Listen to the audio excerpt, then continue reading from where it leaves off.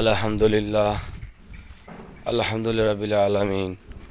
আল্লাহ তাআলার দরবারে লাখো কোটি শুকরিয়া যে আল্লাহ তাআলা এই গুম নামক মৃত্যু থেকে আমাকে বাঁচিয়ে রেখেছেন এবং বরকতময় ফজরের নামাজ আদায় করতে পারছি। সেজন্য শুকরিয়া আদায় করে বলি আলহামদুলিল্লাহ।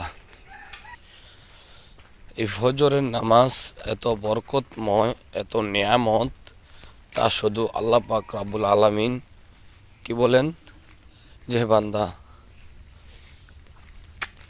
সারা রাত্র তুমি ইবাদত করবা, তাহাজ্জুদ পড়বা, আমি আল্লাহ চতুর্থ আসমানে তোমাদেরকে ডাকার জন্য অপেক্ষা থাকি।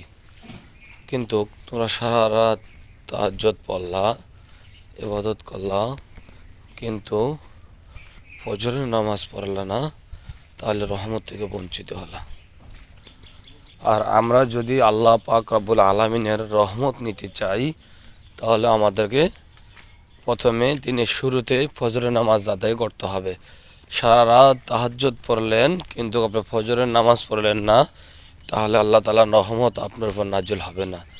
আর রহমত নাজিল নিতে হলে রহমতের আশা করলে তাহলে আপনাকে ফজরের নামাজ আদায় করতে হবে।